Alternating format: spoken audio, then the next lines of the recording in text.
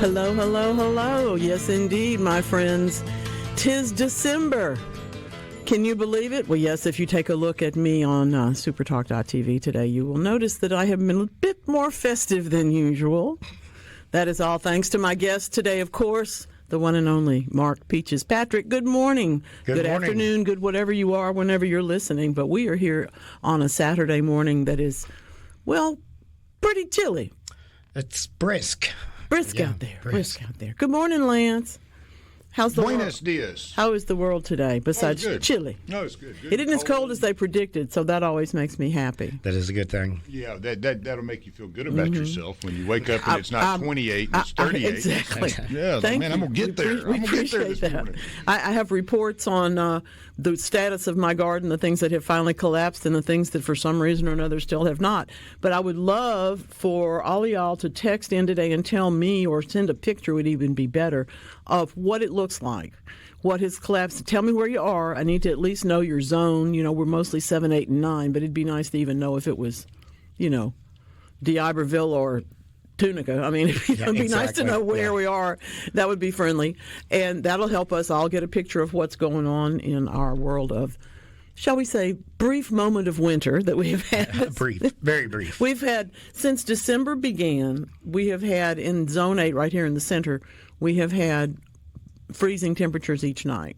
Not frigid, drip the water and don't go out of the house type cold, but we've had chilly temperatures.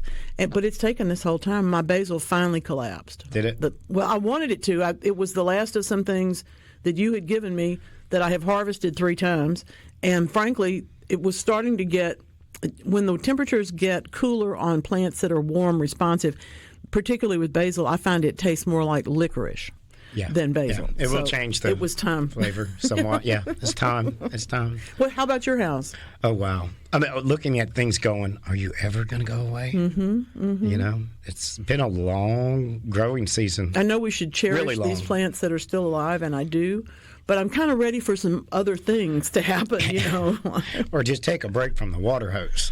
Yes. Oh, my goodness. Wow. Well, I don't know about everybody else, but we're not going to need one for a few days here in Zone 8 across the South, most of the South, in fact. Well, today is National Letter Writing Day, and I come to you to tell you that this is also the time to renew your subscription to All Things Garden Mama, and because it's a deal, there's always a deal. Got to make a deal. Got to make a deal. The subscriptions are $60 a year, but if you send me $100, I'll send you your subscription and somebody for a gift for you. Done being, send me, I'll send them a handwritten note. All you have to do is get in touch with me, mamaonair@yahoo.com, and I'll be happy to give you all the info on that. I can't believe that I've been doing this long. This will be the 6th year since I started. This is the 3rd incarnation of newsletters in my career, but this one has been going on for 6 years, and I really think it's the best that I've done. The new one is a lot of fun. Thank you. Yeah, I'm enjoying it. I like it. I have as they say, I have a very good team. Yes, yes, you do. Yes, you do. Now, we are known for the holidays. Mark will be here for 2 hours today. We're going to talk about what's going on in his garden, my garden, and frankly, a few other people's gardens. I'm interested to know a bunch of stuff, and so we're going to talk about various bits and pieces of that. I don't know. How do you say Donna Balich is an amazing woman? You just say it, right? You just say it, yeah. She is. Tell me how do we even know? Donna's been here forever, but how do we even know her? She's been the cooperative extension agent in Rankin County for 15 years, maybe longer. I don't even know. I think maybe more. Yeah, I don't even know. I met her years ago. In another life. But she's a horticulturist of great renown. Her ears are burning. She doesn't like people to say nice things about her. She does not. But she sent this particular article about how tough it is to get that phone call in March when somebody says, how do I get rid of that burr weed? It's coming up in my lawn. It's taking over. And it's like, well, it's a little bit late. Talk to me about that. It's too late. Tell me about Donna's advice, because hers is really spot on. It's basically, about applying pre-emerge at the correct time, There is a matter of timing there. Once it's there's really not much you can do about it but put your shoes on.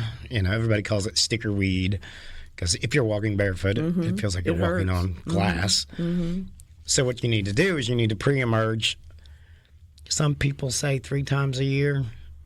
At least 2. Yeah. But some people do. Some people split the winter dose. And, in Mississippi, you could do it 4 times a year. Probably could. Yeah, because there's always something. And it's basically sterilizing the seed that's laying there in wait that is going to germinate. And you put the granular product down and then you water it in. This sounds really technical, but it does a vapor at ground level. Yeah, it does. That sterilizes seed. Usually to a depth of several inches. Yeah. I mean, it's effective. Doesn't stop the ones that are perennial. It's not going to keep, dollar weed from coming up because that doesn't. It can seed, but for the most part, it's spread by stolons. So you really do. You have to know who your enemy is. But in the case of sticker weed, there's really not much you can do. There's once not much there. at all you can do. Pre-emerge, stay on top of a pre-emerge. Go to a local garden center where they know they can give you good advice on it. Do your research. And what a lot of people do, they'll use a pre-emerge to control weeds and grasses in their flower beds. But what you also have to understand that if you're using that in those beds, you cannot grow anything from seed. From seed, that's right. An already established plant, it does not affect. It just affects the seed. And it's pretty good stuff. There are a number of brands of this. I have used for several different seasons. When I had big problems, I used an organic formulation of the product Preen, which worked very, very well.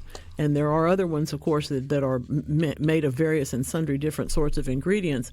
But I didn't have any problem with that in terms of it didn't do any other damage. It didn't do any. It didn't hurt anything else, and it sure did control. In this case, it was sticker weed. But I also had I think spurge comes from seed as much as it does spreading around, but I had not had it before, and it's gone now. So I think that had something to do with it because it was there for a number of years. It being in the nursery business, production and retail, I think spurge's greatest traveling is in nursery containers. Somebody else's container. Yeah. That is very true. Yes. For y'all don't know who haven't seen spurge, spurge is the thing with teeny tiny leaves all along the stems. It lies flat like a rosette, and it literally will get entrenched in your lawn and spread on top of your grass so that your grass doesn't have much chance of growing. You're more likely to see it in a flower bed or on the edge of something, but it is a very drought-resistant plant. So if you find that you have a good bit of spurge, you need to understand that area is not as damp as it needs to be to grow lawn grass. Right. Spurge is related to euphorbias. I love It's a euphorbia. I love that. I love that family. Poinsettias and all those guys, which, of course, this is prime time for poinsettias. People always look a little shocked when you say, that's a cousin to the poinsettia. And they're like, what do you mean? What do you mean? Stop. Well, and then we can have arguments about those people that meet every year to argue about the names of plants. Oh, yeah. So they have to do all of that. There's that. They do that. We just take advantage of them. We really do. We wanted to talk to you today about what's freezing and what's not freezing. I love this. This is a really good question from Bill in Parkinston. What temperature constitutes a chill hour? Now, my understanding, and it's really funny, I was just doing some research for somebody about some apples yesterday, but the definition of a chill hour is time below 38 degrees. Right. And it has to be, you don't even start counting it until it's 4 or 5 hours. There's a few things that don't need any, but there are many things like beyond Anna apple, if you're in Biloxi, there are only maybe a few things that are going to actually be reliable because of the lack of number of chill hours. But my memory tells me that it is 38 degrees below 38 degrees where it begins to have a chilling effect. And people get confused about that because it's not like if it dips down to 38 for a night, it needs to stay 38. It's cumulative. Yeah. It might have three. You might have had 3 nights this week. You might not have 3 more nights until 2 weeks from now. Yeah. They do add up, but the problem is that unless they accumulate in a fairly rapid period of time, you can end up with having to start over again. Things will start to sprout, buds will swell up, and then the chilling hours are useless. So anyway, just a little bit on how hard it is to grow fruit trees. You want to grow fruit trees? January is the time to plant. We can talk about it all morning long, and I'm going to tell you what, it's still tough to do. It's one of those things that you have to be really, really glad. Oh, good question. Is it a paper newsletter? No, I'm sorry, it's not. It comes in your computer. It hits your email every Friday morning. Well, by noon anyway. By noon. I set my clock by your newsletter. I'm sure you do. Is it lunch yet? Occasionally, it doesn't make it by noon, but that's our goal, and we work hard to get there. The reason that it's not paper is simply expense. I did a paper newsletter for years and never made a nickel. So yeah. you can, and it's fun to write, but I also have to earn a living, so that's part of that. Wow, on the whole business of holiday stuff, we're going to talk about poinsettias. I've got some things I want to tell you about that in my Don't Overwater Indoors segment, which will be coming up in a little bit. But I really, really honestly had not thought about all the people that are out there using their long pole pruners for the first time in their lives to cut down mistletoe. Talk to me about how come we have so much right now, Mark? Man, it's thick. Yeah, it's abundant this year. We don't have any in our yard, but our neighbor has just huge clumps of it all in the trees. It's everywhere. It's actually a very cool parasitic plant if you're into parasites, I guess. But it just seems to be flourishing this year everywhere. I tend to think it can be attributed to the stress on the trees. Yes. Because that creates a better environment for example, if your tree bark is dry, it's a little bit crustier, and that makes it a little bit easier for a mistletoe to send its root in or for the seed to stay there long enough to get sprouted. Either one of those things can spread the mistletoe. And I really think that's how we've ended up with so much of it. Well, and I definitely think that drought from our previous drought put a lot of stress on trees. I'm seeing trees that are 4 or 5 year old trees in shopping center parking lots that have basketball sized clumps of mistletoe. See, that's not good. No, that's not good. That's fighting with the tree. Right. Most of the time, parasitic plants like dodder and like mistletoe know fully well that if they kill their plant, they don't have anywhere to live. Right. So they're not going to do that most of the time. But they will take advantage of a situation to the point where that tree is debilitated, especially something like a young tree in a parking lot where it's already a stressful environment. Mistletoes do produce through photosynthesis like everything else, but they're not going to get there even when it waters or there's a nutrient in the ground. It's not going to reach them. They have to take it directly out of the plant that they're attached to, exactly. And that's what makes for a parasite. I did not know, and I'm happy that you told me that there's mistletoe on every continent except Antarctica. That tells me there's probably somebody out there right now trying to introduce it to Antarctica just because it's not there. I mean, horticulture people are just kind of like that. We can't help it. Let's see if it'll grow here. That's right. Let's see. Let me see. Let me see. My neighbor looked over and said, how come you didn't take that plant in? I had a crossandra, and I said, I want to see what it can take. It was like, I know it can't take. It's still alive, though. One side's dead, but the other side's not. I'll take some cuttings, it'll be fine. But I'm curious about that sort of stuff. I'm curious to see how many things are going to start growing again. For example, half of the sun-patient plant, not half of the plants, half of one of the plants is dead, and the other has already sprouted. The other side of the same plant has sprouted new leaves at the bottom already. I don't know what that is. I mean, I know it's plant growth, and it is indomitability, and it is absolutely, crazy to get it growing. And we really do have to help them along. We aren't discussing how tough Cassandras are at my house. Uh-oh. Two huge ones. Huh? They're they're huge. as big as a couch, right? I mean, they get to be really they're big. Huge. Yeah. And they have moved in for the year. Oh, no. Yes, they have. You know my opinion on certain plants like that. Well, not everybody shares them. No, but if you put one of those drapes of lights, that's the mesh thing that has the lights all over it, on top of it, you won't even notice it. Yeah. It'll be fine. Do you know how many volts our house is pulling right now? Oh, dear, I don't even want to think about it. It's crazy. Y'all, at some point we are going to put, I'm working on a way to show all of you what Mark's yard looks like. A lot of y'all are not on social media. And it is it's worth looking at. That's all I can tell you. It's a spectacular collection. It is eccentric, and I can see why the neighbors are, paying attention to you. Yeah. Well, I told Nellie. 999 Heated Pool Boulevard. Right over there on Heated Pool. Exactly. That's what. Yeah. You can run by any time and check it out. So and those things will be on, and they'll be spinning, and they'll be dancing, and they'll be carrying on. It's just wild. It's just. And if you hear about a rolling blackout in Rankin County, you'll know where it came I had nothing to do with it. Nothing Nothing at all. That's funny. I think that there are a lot of things a lot of plants that we want to grow, and we're just not sure what to do with them. If we don't have that greenhouse, we drag them inside at times when they're dropping their leaves all over the place. My lemon tree is awaiting its decorations with lights and ornaments and whatnot. But I am going to have to prune it because it's already starting to drop its leaves in the house. And it was time to prune it. I was just going to try and wait until after the lights and ornaments came off. But man, it had lemons on it this year. They were good. Oh my gosh. It's a great year for them. I worked so hard on that, and then I hear from people in my email of, you should have had some of ours. We had, 4 dozen lemons on one tree. And you think, maybe I should just borrow other people's and stop trying to grow mine. I don't know about that. I've never gotten intrigued enough to try to grow a lemon. Paula from Dentville says hey. So we say Paula. hey. We say hey. Good right morning, back. Paula. That's an interesting question.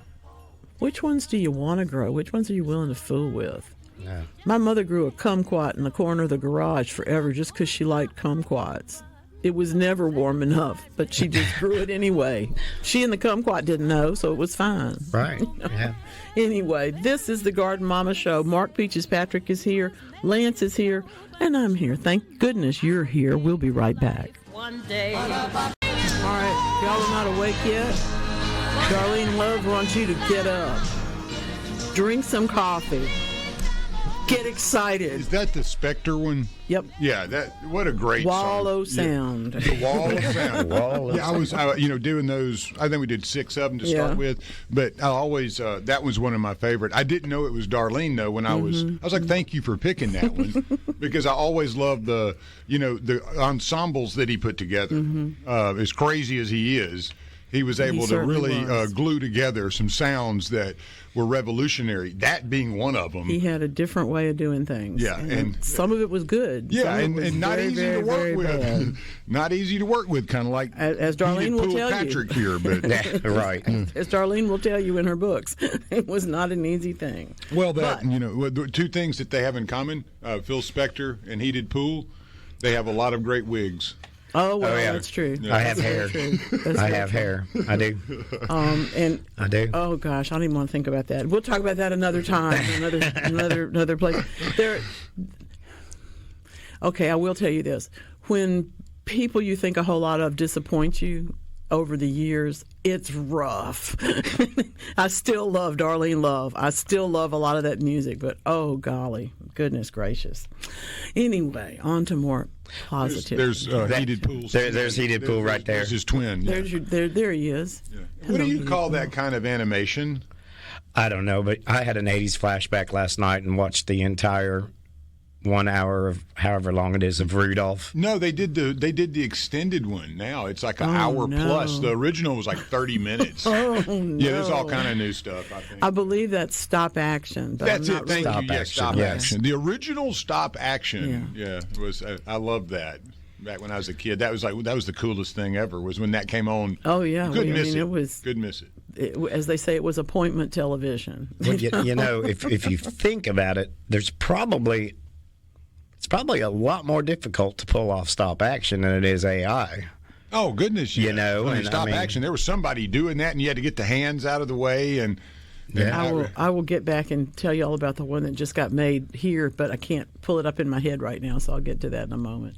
Looking at SuperTalk.tv today, you will not only see us in lots of, well, shall we say, holiday fashion, but there are some really interesting pictures. I was trying to get photos of the things that are changing. There are, for example, Tim Burris, y'all know him from this program and many other places. Tim gave me the opportunity to grow Orangeola Japanese maple, and it does not turn orange until the weather gets a little cooler, and it is magnificent now. So that's part of what you will see. You will also see, of course, the Black Cat Christmas tree, which is one of the best AIs that I've seen. So I brought that to y'all today. I shouldn't compare it, but I can't help it. You know how the living Christmas trees with the people singing and stuff? They're just magnificent, beautiful performances. Anywhere you can get a chance to go to that, go to that. Well, this is, for those of you who are not looking at the television, these are very tall black cats arranged in a similar Christmas tree mode. And my friend that I sent it to, who has nothing but black cats, did not realize I was sending her. She thought I was sending her some kind of goth Christmas tree. She didn't realize it was cats. Wait a minute, I have to explain this one. Well, then, and you found that for and I me. found it for you. I love that one. Yeah, well, my cat, he's been on a spree. I mean, butterscotch. The cat is Viking cat. Yeah, now I have learned about Viking cats as a result of this. I knew there was such a thing, but I didn't realize they were like Maine Coons did their own thing. Yeah, I'm telling you, I got 2 of them. Goodness, that's a lot of cat. Yeah, he is a lot of cat. That actually looks like butterscotch. I mean, that's in his hunting mode, and he's purring. He's very happy. Yeah. And so when I said, got the helmet, got the club. He's got his club and everything. axe.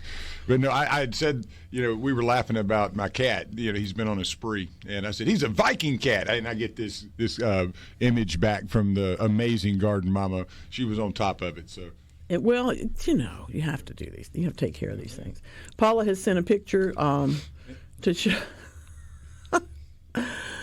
Well, good morning. That's a nice one there. The Calancho ran into the UPS man. Okay. But it's going to be okay. She's recovered it. Sometimes things happen. But it does bring me to, I wanted to talk about. What is a Calancho? Okay. Yeah, before. Calanchos are the ones that she is showing you, but it's another family of succulent plants that are wonderful house plants for us. They are, for the most part, tropical, and they have, in this particular case, they have fat, waxy, round leaves and a really pretty little crown of flowers on top of them. They are... And I've never grown them commercially myself, but I have grown pot mums, the ones that you take to somebody at the hospital. Take the Calancho. It'll last a lot longer. Yeah. It will grow. It will live. So you should do that. But anyway, I think they're a wonderful family of plants. It's also the mother of thousands, the one that has all the plants along the edges of the leaves, which, by the way, is trying to take over my office right now. I still need to get one of those. Like I need something else to take care of. Yeah, you can have. I need to be careful what I wish for, don't I? 3 feet of one. I'll give you about 3 feet. You can spread the thousands of plants. I gave Mr. Joe a haircut to get him in the house. Oh, good. Yeah, I did. Now he's got new leaves on him. He will. Mm-hmm, he will. Mm-hmm, yeah. Mm-hmm. It's kind of a jungle in there. I like that. It is a jungle. The cats aren't so sure, though.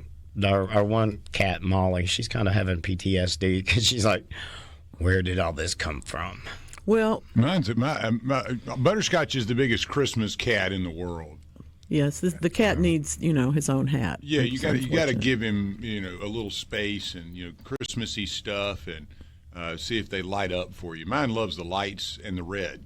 I don't know. Settles right into it. It's so fun. Just loves it. I mean, he'll nestle in, and then the other one, the Maine Coon, he sleeps around the tree. Underneath it. Oh, no. Loves the lights. I mean, I think they think there's something going on there, like the aliens are coming. I need to introduce you to Scooter. Could be. Well, and of course, my story with the cats at my house is that the new kitten has gotten a little bit older, so she's not as vulnerable to going in and eating a plant that might kill her. So as a result, my office is now kind of slowly moving the plants back into the other part of the house. Right. It is not, however, complete, and as a result, my whole office still looks like a plant blew up in it, which is not bad. It's just I didn't realize one thing had wilted yesterday. I looked over there and said, oh, yeah, that's back up in the corner. Look at that. Pay attention. How do I get my Calancho to bloom? This is one of those plants that really does take high light very, very appropriately. So if you don't have it in a bright window or under an artificial light, it's probably not going to bloom until spring when it can get bright light outdoors. Yeah. The other thing it super needs is a phosphorus potassium fertilizer, something with very little nitrogen in it. Those waxy, thick green leaves hold on to their nitrogen with great possession. And so as a result, unless you're also giving it the flower fertilizer, you probably won't get too many flowers. And they're like a lot of other plants, succulents, whatever, petunias, you name it, they're day length sensitive. So I think the amount of light, the hours of light you give it will help it bloom more. We give it 12 hours at my house and they bloom. 12, yeah. Well, Paul the poinsettia. I've been talking, this is the day for indoor gardening talk, y'all. Paul the poinsettia is now 6 years old. Paul the poinsettia has his first red bracts, and he is 4 feet tall. Speaking of things taking up space in my office. Wow. But the good news is that he began as a tiny little, 18-inch tall poinsettia here in the lobby, was in the trash pile. I took him home, and eventually the plant perked back up. But it is always a question of will it come back or will it not. Poinsettias are much tougher than they look. They are. Unless they've been frozen, you're going to get good results, I think. Yeah. They are tougher than they look. Fragile, but tough. As individual little branches, yes. Oh, yeah. Yes. Yeah. But when you get to the plant itself, unless you absolutely don't water it or put it in water and let it sit there, you have to give it that moderate environment that way. And it has to have well-drained potting soil. But it's really not a problem. So may I share my favorite poinsettia trick? Please. People don't realize this. When you bring that baby home and the bracts break off, they will just throw them in the garbage. Well, if you will remove the leaves and then cauterize the end of it. Now explain cauterize. You could use a candle, you could use a lighter, and basically... You can use your gas stove. You can use your gas stove. The end where the latex, the white milky stuff that's coming out, you just kind of burn that end, and then you put it in a vase of water. They'll last for weeks. They make a beautiful cut flower. They do make a beautiful cut flower. But we don't think about that. No, I love that. I do too. I have been thinking of what all to bring into the house from outside, and it has been so dry up until very recently that someone asked me, how can I keep these things from wilting? How can I use these? And, of course, the answer is either a bottle of wilt-proof or one of those other commercial products that actually moistens. But you can also wrap the ends of things in floral tape, and you can burn them when they're appropriate for burning. I think poinsettias are probably the best example, but hydrangeas, too. Yeah. When they're leafy green, can be burned at the bottom, and they will have really beautiful results in the vase. A poinsettia in a pot on a mantle is beautiful. But if you've ever seen a bouquet of them, it's even better to me. In a crystal vase, it's like, wow. It will impress people. And they don't realize that actually what you've done is to clean up after yourself because the other plant broke. Right. Nobody has to know that. It's a secret. Now, on to a couple of other topics. The poinsettia topic is, the other thing people talk about poinsettias is, do they have to be red? The answer is no, but why not? I mean, you notice, but if you see me today, I have on my poinsettia sweater. It has all red poinsettias. It does not have any other colors on it. But I got to tell you, a pink and white poinsettia is a beautiful plant. I love it. Yeah, I think they're lovely. They make an entirely different impression in the house, and I think they have a real place. And there are hundreds of designer colors now. I mean, it's just a rainbow. Whenever you see the cooperative extension facilities having their open house for poinsettias, I know that those have been going on here around the state this last week or so. Yeah. You can just go in there and take a deep breath and just be thrilled because there's so much. They work so hard to get all of those plants growing to where they can test them. They can they can register how your opinion is about them, and also how they respond to different growth procedures. That's why we end up with such beautiful poinsettias, because there's a lot of work that goes into making sure they're going to be good. I was lucky enough years ago to be able to go to a facility in Ohio, one of the large growers, and they had a huge greenhouse, maybe a quarter of an acre or so, full of all the different colors, and they didn't even have names. They had numbers. Numbers, yeah. I love that. You were not allowed to bring a phone or a camera or anything in there, because what they're doing is they're genetically breeding new colors to see who's going to have the hot new color. Exactly. Will your red bracts appear sooner, and will they last longer? And will they travel better? And all of that. There's, Can they fit into the sleeve better? Is the proportion of the plant correct? I mean, there's so many things that go into that process. It's a joy that you got to see it. And when, I have to say, when you see them piled up at a big box store being brutally torn apart, hurts my heart. It's kind of sad because people don't realize how much work and effort it goes into to bring those things to market. This is exactly what we're talking about. Paula found a broken piece of Christmas cactus, and she did. And she's going to root that. And of course, I mean, why not? I must confess that whenever I go to places where there is what we refer to as the dead plant rack, it's 97% off, that kind of stuff. I'll go look. And I have gotten some plants I purchased for 50 cents once because that's what he said the pot was worth, a 3-stick thing that the nurseryman didn't even know what it was anymore, and it turned out to be a double blue Althea. It was absolutely beautiful. Yeah. But you can look up. And you can also get things that you think, why in the world did I bring this home? But there's some of that stuff in our yard anyway. So. That's why people like Paula. That's right. He'll tell me. I passed on a staghorn fern to her that I was not being very successful with, and she's just taking it as a challenge. Well, of course. Mine is sitting in the front foyer of the house. It is still round. It did not make it to any. Nothing happened for her. She's just sitting there, but that's okay. She'll be fine. She'll make it. She won't mind it. One of the things that we do want to think about at this point in time, of course, is what you're doing and how it's going. We love getting your texts. We love your phone calls. This is the Garden Mama Show.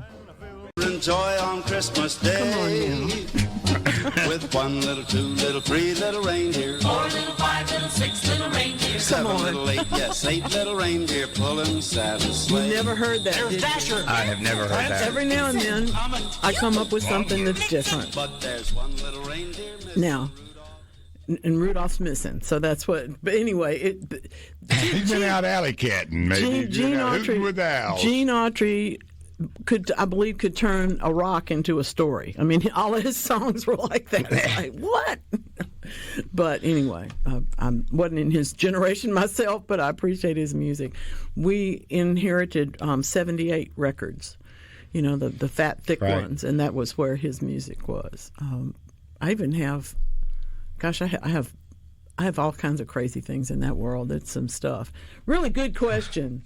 There's a lemon tree on one side of the house and an orange tree on the other side of the house. Do they cross-pollinate? Well, yes, but it only affects the seeds. So that's how we got Meyer lemons. It was because an orange and a lemon crossed. You didn't know that at the time, but when they grew those seeds into a tree, that became the Meyer lemon because it's a hybrid. So the problem that they're having is that the oranges don't taste right. That could be a reflection of cross-pollination, except that it's more than likely not. More than likely, and I didn't think that right and ask, but I bet you that there's thorns on those branches. And I have a feeling that the top of the orange tree, which is always less hardy than the lemon tree, got killed. And as a result, the plant that continued to grow is actually the rootstock, Citrus trifoliata. Yes. It has thorns on it. And that makes an orange fruit that's not really very sweet. No. It's very popular among wildlife, and people will make like cooking tincture and stuff out of it. But it's not the orange you started with, and that's my guess. What do you think? Am I probably right? Quite possible. Mm-hmm. Yeah. Mm-hmm. It's like rootstock on a lot of plants. It's hardy roots, but it's not the top you wanted. So, right. And when you end up with it, you have to think, well. Now, I have known people who took that citrus where the base came up and was all the thorny citrus. I've known people to take other citrus and graft them and end up with 3 different kinds of citrus trees on that one rootstock just for the fun of doing it. It's not my hobby, but not mine either. But when you see it and it's done, it's a very cool effect. Right, yeah. I mean, actually, I've seen a mail order plants like that, don't they? They used to in the TV guide. They still do. You can still get like 2 different hydrangeas on one plant. You can get different things like that. To me, it's an oddity, and it might be fun to grow. It's just not. I don't know. Interesting. Yeah, there you have it. I think that we're looking at Scooter. I think that I'm looking at. Or is that's Molly? Okay, hello, Molly. Good-looking living room, but yeah, there's nowhere for anything except the plants. Yeah, that's very true. That's the sunroom. That's what you have to go through to get to the rest of the house. That's great. Oh my goodness. She's the one having PTSD. She's not too happy about the situation. No, she's not. Paula has got a bunch of pretty things going on. She's got a coleus, and I love this. It's a beautiful pot that the coleus is in, and it's I won't say whose price, but it's reduced price to very, very, very inexpensive, very lovely, very lovely. Split leaf philodendron that's about to eat her kitchen. And I can sympathize with that. And I can't get out my front door. Beautiful, beautiful yellow shrimp plant. And just to be sure that we're all still looking, a rainbow. So we've got a little bit of everything going on in her photos from this week. That's fun. I thought I took a lot of photos, but boy, Paula's got me beat. Well, people that are serious take a lot of photos.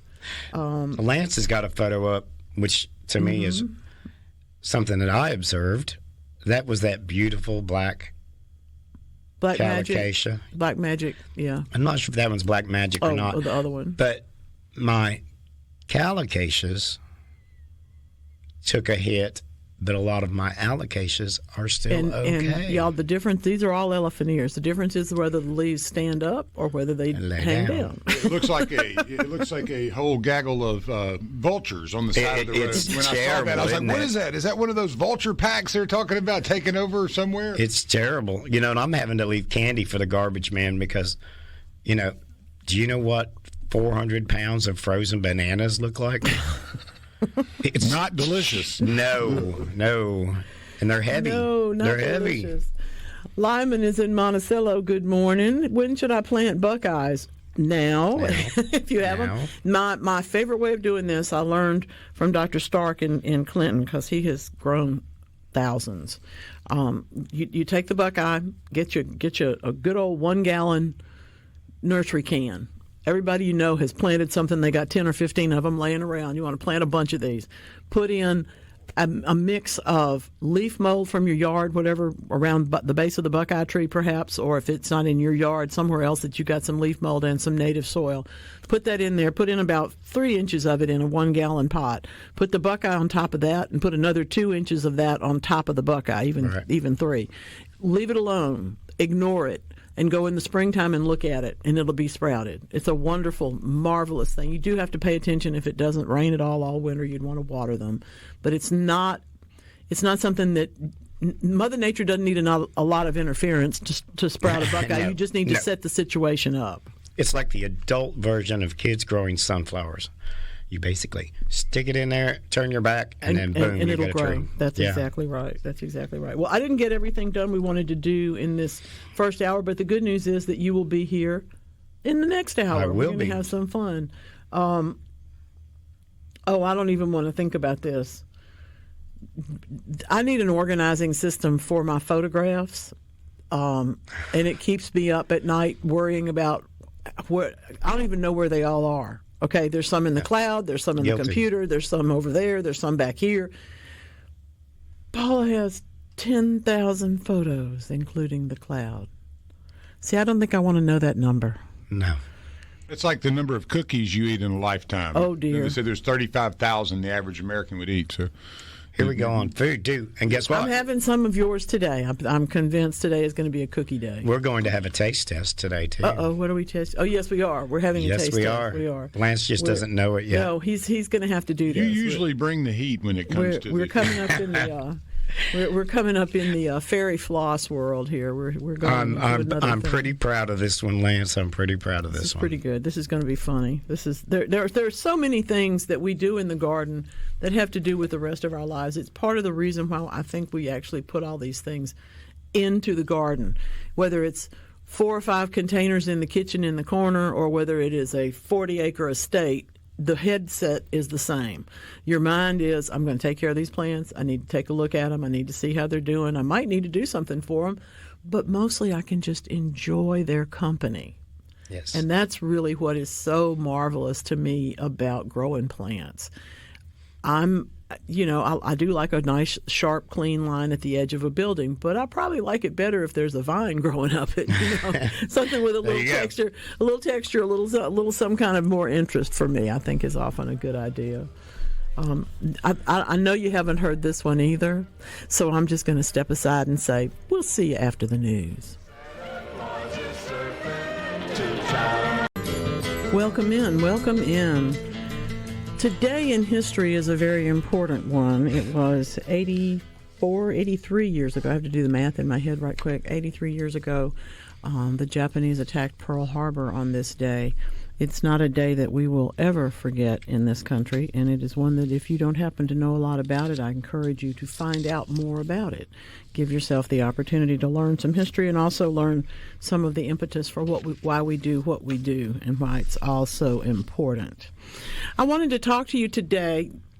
There's so many things to talk about in the indoor garden, but I wanted to bring the number one. There are lectures, and I took greenhouse. I'm a floriculture major. I know about these things, but I can tell you that more often than anything else, the professors, the people that I knew that I worked with, also the individuals that I was lucky enough to meet, all said, don't overwater that plant indoors. Here's a few reasons why. First of all, it's growing more slowly indoors than it is outdoors.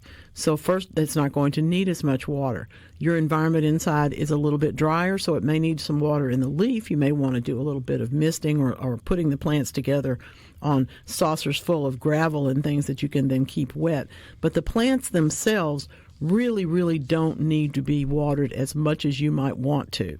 Now, that being said, it's okay with me if you water a little bit today and a little bit in a couple of days and a little bit in the next day after that, as long as once a month you let the water go all the way through the container and out the bottom. That's called leaching. And the importance of that is it not only gets all of the soil wet at one time, which the plant greatly appreciates because all the roots are in there, but it also allows for the exchange of gases inside the soil structure. You can't do that in any other way. So leaching once a month is really important.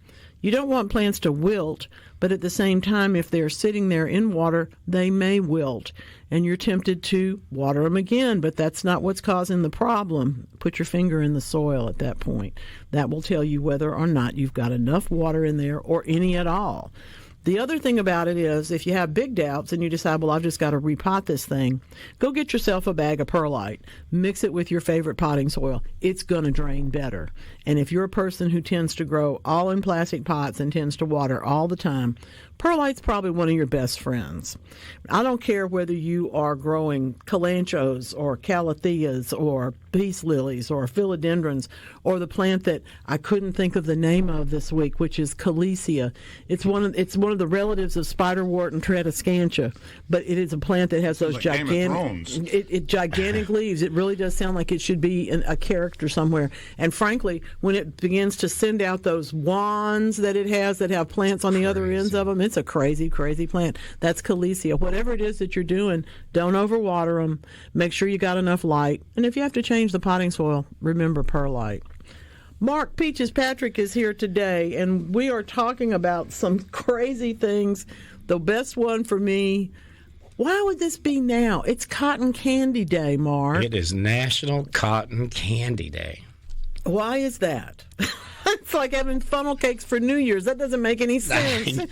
I really don't know, but, of course, I printed out this great little cotton candy. Tell me about it, because there's really more to it than I would have imagined.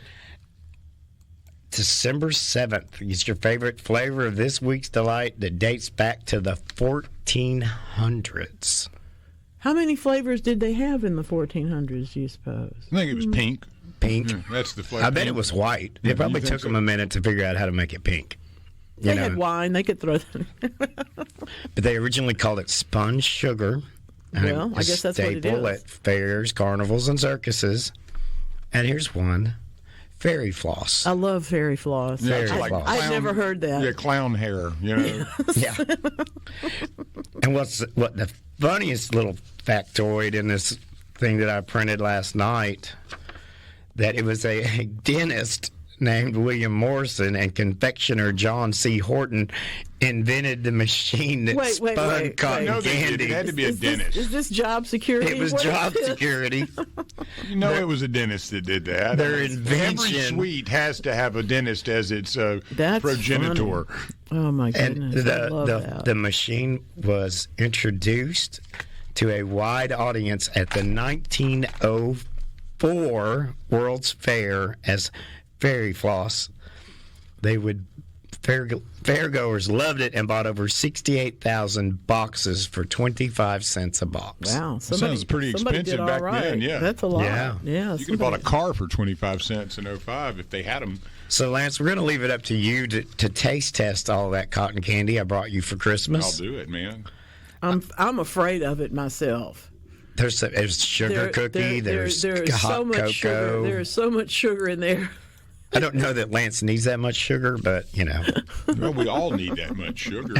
A doctor will immediately text in, you don't need that much sugar. I know, so I don't. The dentist, you know. The dentist will be like, yes, you do need the... As it turns out, you actually do. You know, and Lance will love this one, too. These are snowmen made out of powdered donuts. When you were a kid, did your mother, did your father, did your grandparents spend a lot of time trying to find something for you to do when you got out of school for the holidays?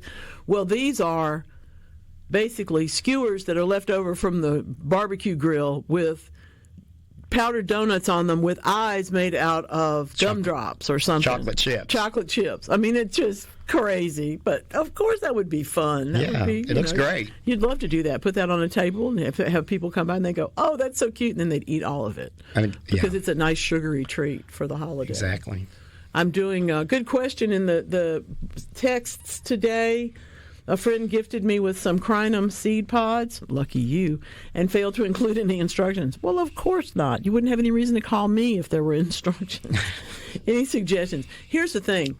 Crinum seed pods are just the same as iris or daylily or any of those. They're nice, hard, fleshy material structures on top of where the flower used to be. So when they get a little bit dry and they begin to crack open, the seeds will come out of them.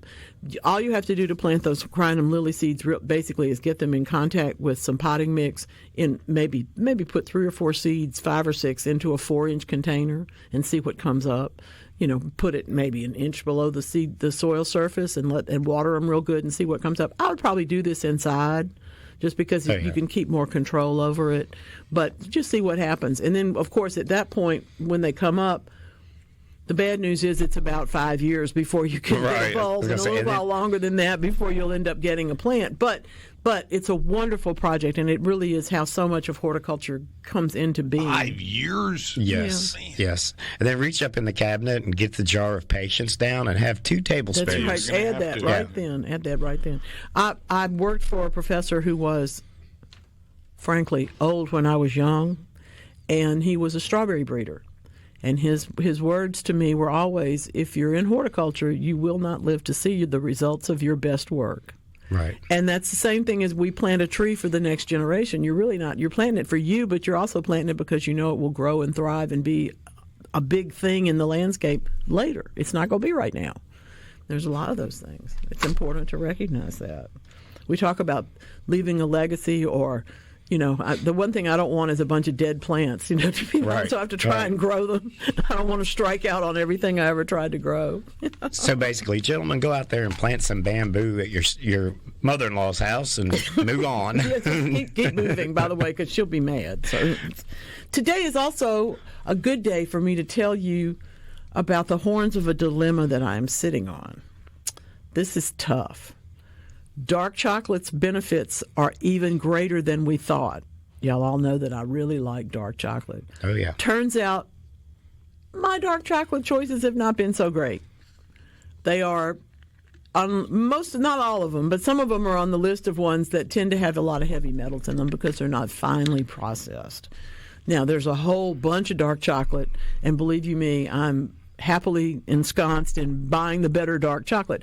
But it is one of those cases where if it's real cheap, it's probably not that good of a dark chocolate because it has heavy metals in it. It's in the processing of it. So that's the bad news. But the good news is that the benefits of dark chocolate have been touted to the point now where I fully expect there to be a revolt from the milk chocolate contingent. They're telling us that only dark chocolate can help with our health. And the milk chocolate people would, I'm sure, want to dispute that. That's going to be the next Pixar cartoon. Chocolate versus dark chocolate, duking it out. Right. You're exactly right. It's going to be, I'm serious. This is a big deal. Can you make dark chocolate hot chocolate? Yes, you can. But it doesn't come in a little package, it might. I haven't seen it that way.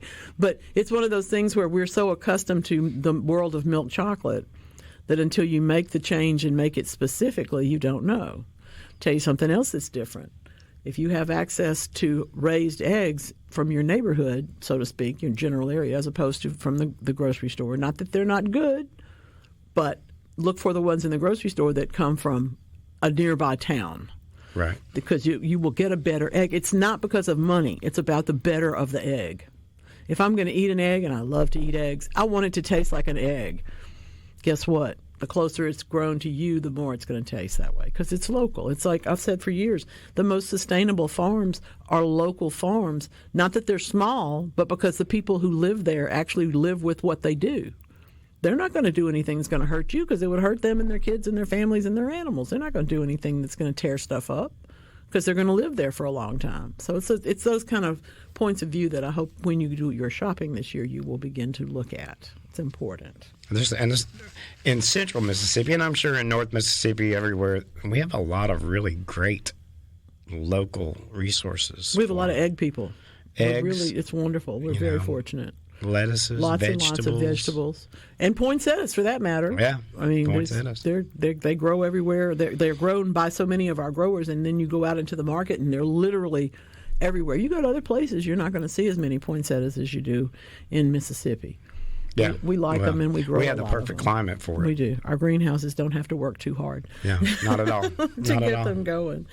I have another bit of when you talked about needing to leave candy for the waste collectors. Yes. I'm more of a banana bread person myself for them. But anyway, I think it's real important for us to say a few words about cleaning up as you go out in the garden. Absolutely. If you wait, excuse me. If you wait, you'll drive yourself crazy. I started early, and of course I was getting kicked back. Why are you cutting us down? Don't do that yet. Don't do that yet.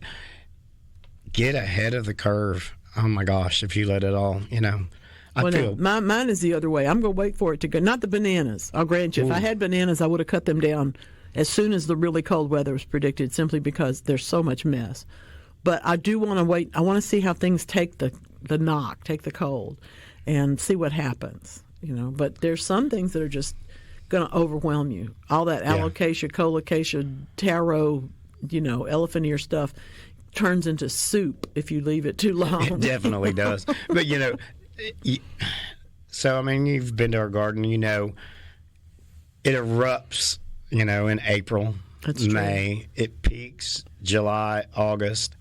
And there's so much happening. And then now everything gets basically waxed. It's a world of perennials and blooming plants. And it's waxed. And then you're like, oh, wow, I forgot about the evergreens. They're under here. there is something here. Yeah, and exactly. So after 6 years now, all that stuff has matured. Mm-hmm, and you start questioning, do I really need all that other? Well, and that's really gone. You would miss it. There is a style question. Yes. But yes, if it was all gone, you would certainly miss it. Definitely. I think this is the perfect time, though, to take the photographs around your garden.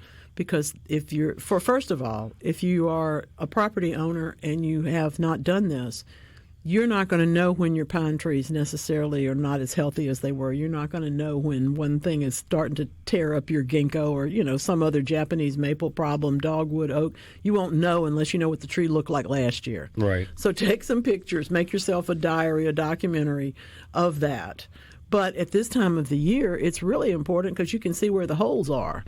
If you know exactly. if you know there's a lot of color over here in June, but guess what? There's nothing else there except for this tree that also loses its leaves. You may want to think about another plant, but you may want to think about a bench. You may want to think about some hardscape, exactly. Yeah. Something to make that a little bit more interesting and perhaps even create a view later on in the year. And, I have a lot of hardscape yard art, on tchotchkes, whatever you want to call them. this is the time of year where I replace all of them. Like, not replace them, like get new ones, but like reposition them. And it's kind of like rearranging your furniture when your Christmas tree is too big. You know, you slide everything into the empty spots, Yes. knowing good and well you're going to have to move it once we get to spring. That's right. Hold on, people. I know everybody gets miserable this time of year, but it will be here before you know it. Well, and this is actually the best time for thinking about these things, because when we get to January, it's time to prune fruit trees and cut back ornamental grasses and get ready for roses in February. And by the way, did you pre-emerge that lawn? I mean, it just takes off. And I have done this a couple of times, do an actual calendar of what needs to happen in each month. It's really tiring to think about. It is. So you have better to take it 1 month at a time and not necessarily look too far ahead. However, if you're interested in things like hardscape, believe you me, the deals are going to be better in December than they are going to be in March. Oh yeah, it's time. There won't be near as many people looking for them, so Yeah. you get to get ahead of that. Definitely. Yeah, and you know, I'm never going to get caught up. And Well, you're not supposed to. You help me realize that all the time. It's like You're not supposed to. Don't put so many things on your list.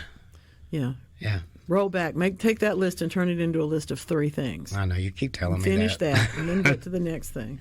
Well, life is all about pace at a certain point, and the garden to me has to give you just as much pleasure as it takes from you in levels of energy that you have expended. Exactly. And if my list is too long, I'm not as happy. I don't have as good a time. But if I can get through those 3 things, then I can look around and go, okay, I got that done. Now what's next? And then I take the next 3, because the other list is still over there. It's just not staring at me.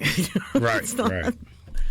That's how people ask, how do you write? Well, you write. You don't think about it. You just write. And then you go back and look at it and make those same kind of measures, because it's not always what you wanted it to be. But until you get it out onto the paper or onto the computer screen, you don't know that. Exactly. Get it out of your head, into your hands, and onto the paper. Ooh. This is a good one. We'll be right back. It's a little cracky. I'm so glad to know that somewhere the big band era is going on and on. I like to think of people in fancy dresses and nice suits, all dressed, going out there and cutting a rug. It won't be me, of course, but I'm very happy that there is somebody out there. Brian Seltzer's orchestra's music is so much fun. It could be, except that it has a very modern edge to it. It could literally be from the era of the I don't know, Benny Goodman and all of those guys. It was a really fun world of that kind of big band music, something to enjoy. Lawrence Welk is about the only thing I remember.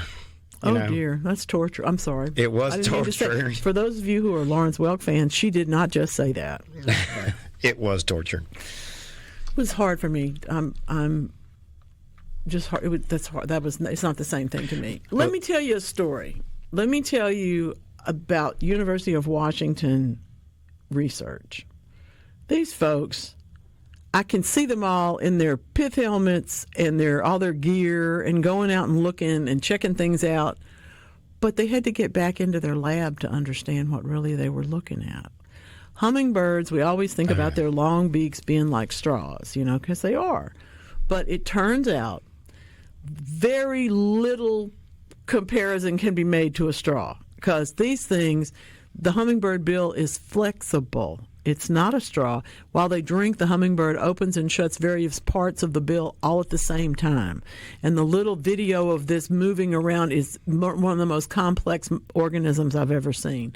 This is so cool, between the intricate and highly coordinated dance that it does inside of its bill. It's as if they're guzzling nectar.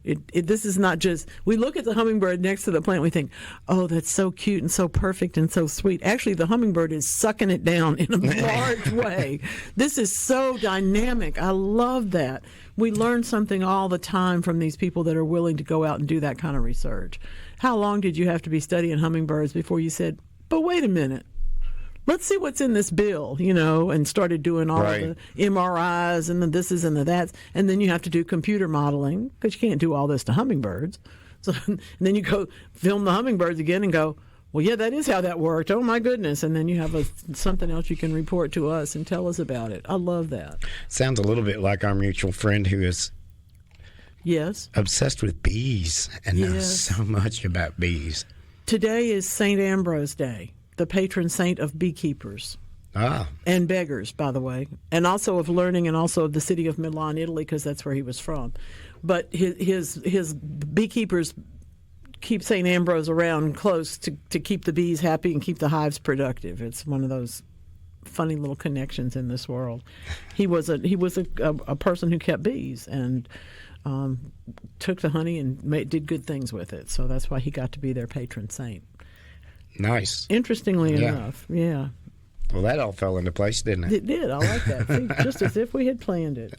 Andrea's Christmas lights are being eaten by squirrels. Yeah. This is sad. It is funny, but it's sad.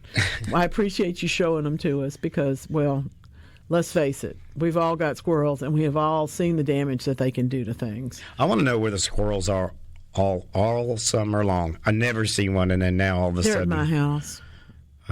I'll bring you a dozen more. They're at my house. They spend the summer at my house building nests in the trees in the back, and they call all their relatives, and they get onto the trees at Memphis, and they're able to come all the way south until they get to my yard, and they live there. They are loud. They're as loud as the cicadas at times. But let me tell you what, schnauzers despise. Well, see, that's a different story. You have trackers and hunters. They drive you nuts, though. I have cats that will yell at the squirrels. Squirrels don't care. The squirrels don't care. No, not a bit. Let's see. I love this. Before the cold weather this week, I took cuttings from my double pink geranium. I love a double pink geranium. That's a pretty color. I like the way geranium leaves smell. I love that kind of, it's a different fuzzy kind of green that has its own very distinct smell. And it's a wonderful plant. You know, by the way, when you get one for Mother's Day or you get one in late spring, put it in a little shade for the summer. Yeah. And then it'll start blooming again in the fall. And sure enough, she took cuttings from these, or he did, I'm sorry. I don't want to make a presumption because I don't know. But at any rate, the tree is, love the black cat Christmas picture because the cat is currently living in the Christmas tree. I appreciate your patience with that cat. What would be the most successful way to root them? Is it water or is it soil? Either one will work. I tend to like to root things like geraniums in potting soil just because the roots that they form in water are so fine. Those little adventitious roots. Then you have to put them into something to help them get a little stronger. So I like them. I think they root just fine either way, though. Oh, wow. How many thousands of geraniums have I rooted? I'm looking at you because I think there's probably millions, but I don't know if you can count that far. And a geranium is not going to respond well to water. It's probably going to turn to mush, soil. You know, and an easy trick is to put a heating pad under it. Absolutely. And that will, the ones made for this, not the ones out of your bathroom. Yeah, don't get the one out of your bathroom, but get one that is made for that. Go get one for plants. And that will speed up. I do think they respond better to small pots and bottom heat.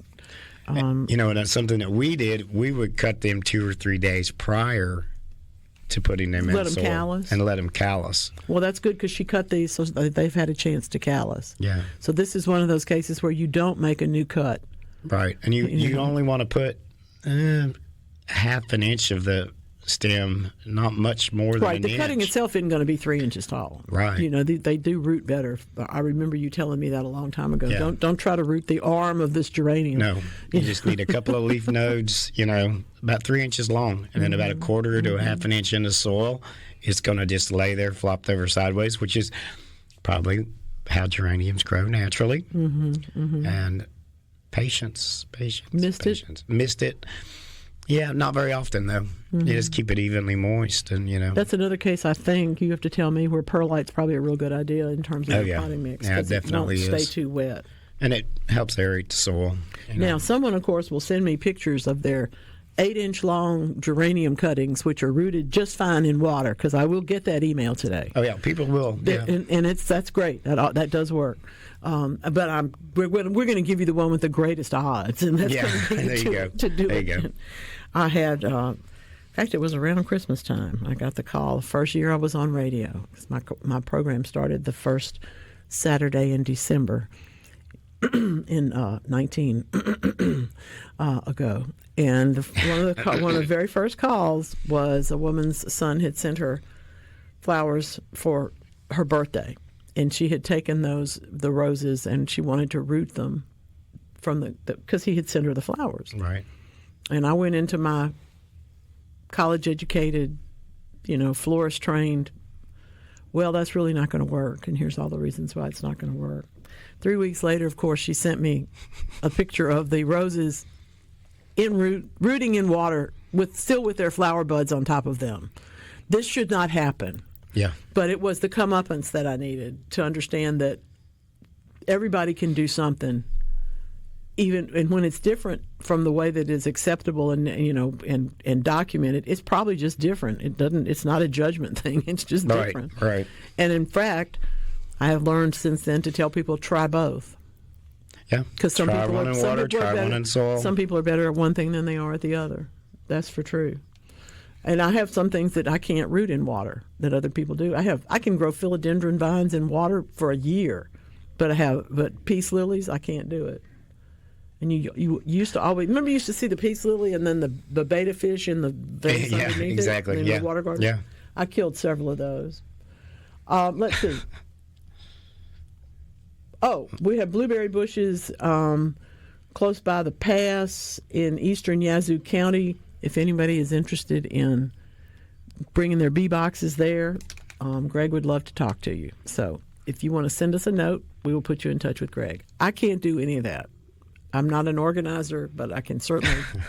People who listen to this program are generally speaking really nice people, and y'all can talk to each other. I have no problem with that. I hope it turns out and that you will bring me some bees. Well, there you go. Our neighborhood is getting full of bees now. Oh, that's beautiful. Lovely, lovely, lovely. New growth on Paula's on the staghorn that you gave her, and also the beautiful peace lily that she embarrassed Lance and I because she gave us some, and ours are not as big and pretty as hers is. There you go. Well, let's talk about those little green guys over there on the. Let's talk about these little green guys. I'm here to Mind-blowing. tell you these are December tomatoes, friends, and they're alive, and there's actually some that are ripe. They are. This is why we don't give up, and this is why we grow vegetables in the fall. Yeah. A lot of times the fall season is better than the summer. Talk to me about your tomatoes. Well, we had a bumper crop this year. Mm-hmm. You saw them when they were at their height. I mean, we were giving tomatoes to, 4 or 5 families, and it was like, maybe 4 plants, 5.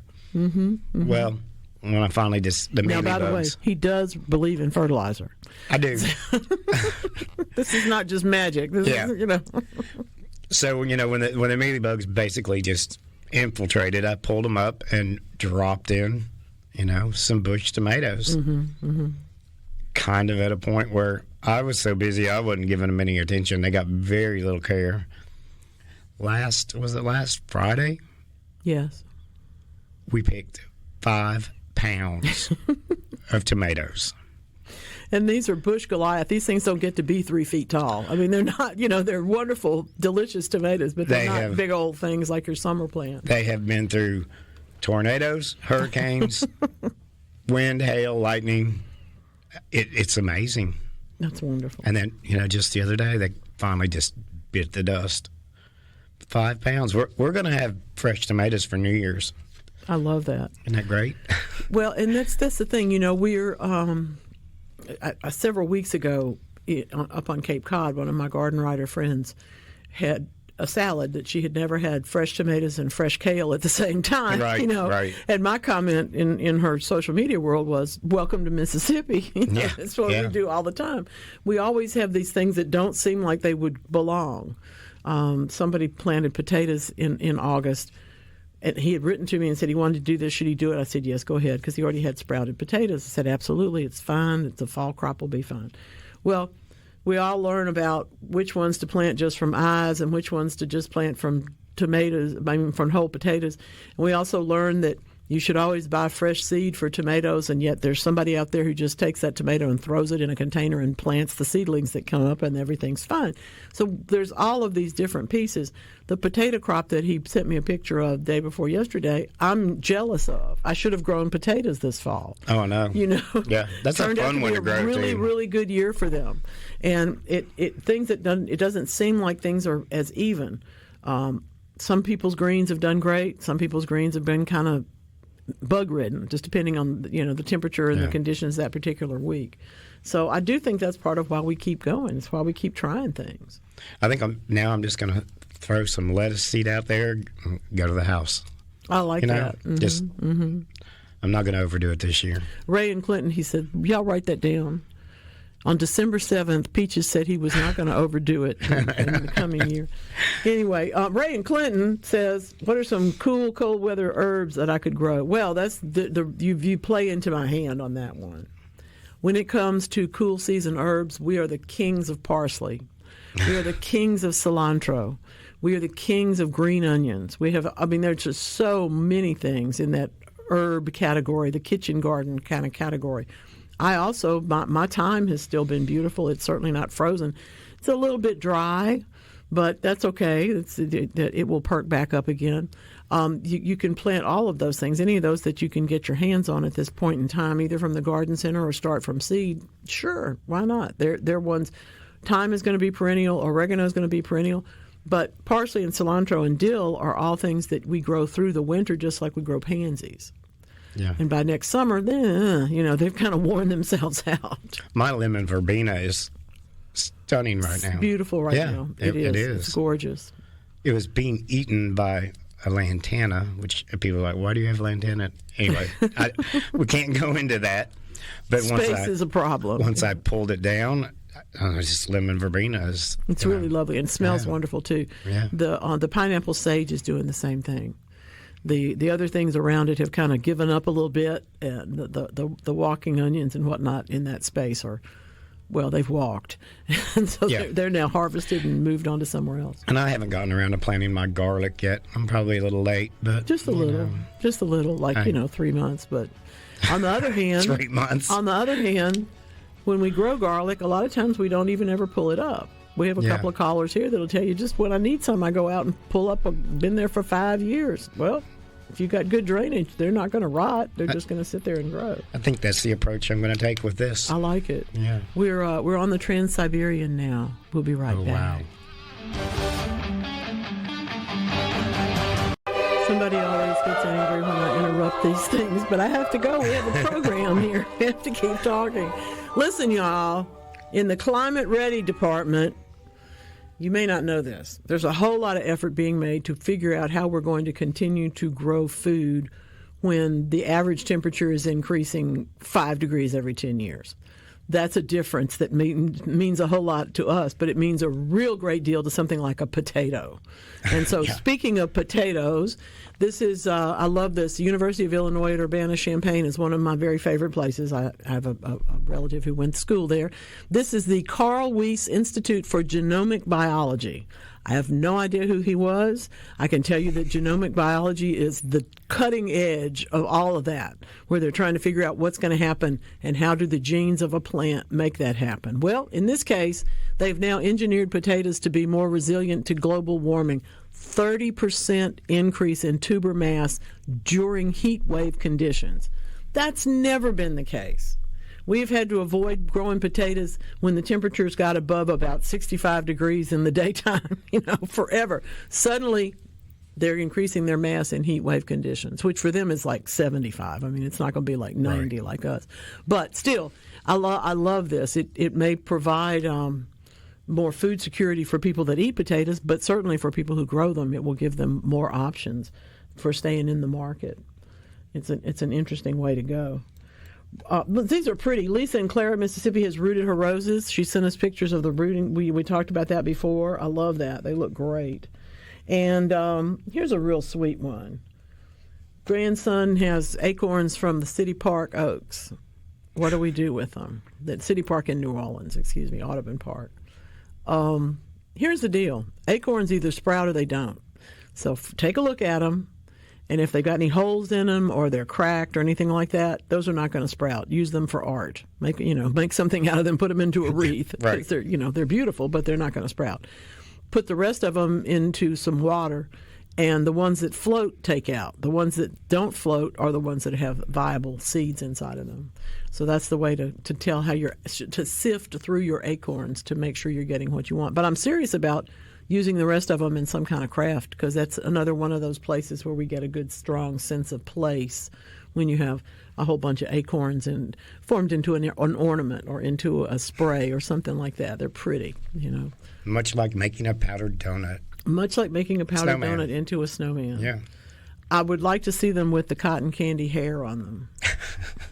I I think did try. I had the snow, the sweet snow or sugar snow. That tasted very nice. So The cookie dough, and I had it was very good as well. So yeah, I recommend if you see those, give them a try. They have a good flavor. I do learn something new every day. I had no idea there was flavored cotton candy, and much less that you could buy 4 or 5 flavors at one time in it one just place. presented itself to me a couple of days ago. I had and no I'm idea. like, It's like there we're we learning go. something new every day. There we go. This is great. Yeah. Fun stuff. And his teeth didn't stick together. He know, can still right? talk, so that's good. You have a dentist to owe for that. That's really good news. We talk about what we're going to do for the gifts, what we're going to give to people. And I want to propose, get yourself to the garden center. Yes, a gift certificate is a wonderful thing, but so is a fruit tree. And there are so many good choices to be had. At this time of the year, we all think about partridge in a pear tree, and a lot of people do give pear trees as a gift. I got one as a gift once in a December event. It was lovely. It lived a long time. But here's the deal. It doesn't have to be a pear tree. Think about apples. Both of these, though, in apples particularly, you do need to have another variety. They'll pollinate themselves a little bit. But for the most part, Golden Delicious is going to pollinate everybody else. So plant 2 of them. We have apples that will grow in zones 7, 8, and 9 that are not the same apples that you're going to grow far out into the perfect apple growing areas. That's just the way it goes. Whether it's Arkansas black apples, it's so funny. I've eaten those all my life, but they're not. You don't find them a whole lot because they're country, quote unquote, country apples. But they are very sharp. And there are people that don't like them. There are people that feel like they are just a waste of time. I think they're delightful. Akani is another really, really good one. And Anna is probably our strongest, particularly in zones 8 and 9. But I want to know if there are people growing these older, just like the Arkansas Black is a fairly old one. We've got some really cool ones. White Winter Pearmain apple is one that I know I ate as a child, but I haven't seen that tree ever, I don't think, in my grown years. And another one that is on that same coastal plain, yellow bellflower apples. So if you got either one of those, folks, let me know. I want to hear about it. I want to know about all of that. We're talking back and forth with Paula about her father's tomatoes and how much she loved them, because we've been talking about these little cuties. These are going to be a fried green tomato taco, so y'all just watch it. Fried green. Yeah, that's going to be real good. I'm okay. telling you, you're going to be jealous. Take pictures of that It's one. going to be good. It's going to be something. We have so many choices in what we're going to grow, and I really do think that, as Paula says, she wants that high acid. Some of what we remember from our childhood and what our parents grew, it's just because they grew it and we were there, and the memory is in us with it. So sometimes it didn't taste necessarily as perfect as it did. I probably don't like orange Jell-O with carrots in it, but when my grandmother made it, I thought it was wonderful. So I don't think I'm going to pass on that I've one. not encountered that one again. But I'm going to pass on that one. I think that's just one of those things. We have memories that are attached to things, but we do have some tomatoes that are more reputed to be more high acid, but it's also really how you grow it. Because if you're growing with a whole lot of fertilizer and a whole lot of water, you're not going to have as sharp a taste or as acidic a taste. If your pH is not neutral, if your pH is too acid, you're not going to have that taste. So all of those things factor into that tomato. So we keep ourselves, we're in the real world here. Chris in Forest County says, I've got an ant bed at the base of my peach tree. What can I do? The good news is there's any number of things that will take care of that ant bed, as long as it's just that one.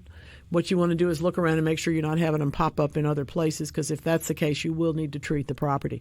But you can use any product like spinosad kills fire ants. I mean, there's a bunch of things that will kill fire ants in that one setting. Spinosad is sustainable. It's not going to do anything to hurt your plant that you got growing there. But make sure the first thing you do is go and take a look all the way around and make sure that that's not the only one. You don't want to play whack-a-mole with the ants. This one pops up, this one pops up, that one pops. Don't do that. If you have to treat the whole yard, then you have to treat the whole spot. That is a game you will not win. You will not. You will not They win are way that ahead game. of us. They are way ahead of us. This has been so much fun. I tell you what, y'all, we got a couple of weeks to go here in the Christmas world. We're going to try to be even a little more festive each day. Paula says she enjoyed us, and I appreciate that very much. I hope a couple other people liked it. Thank you, Paula.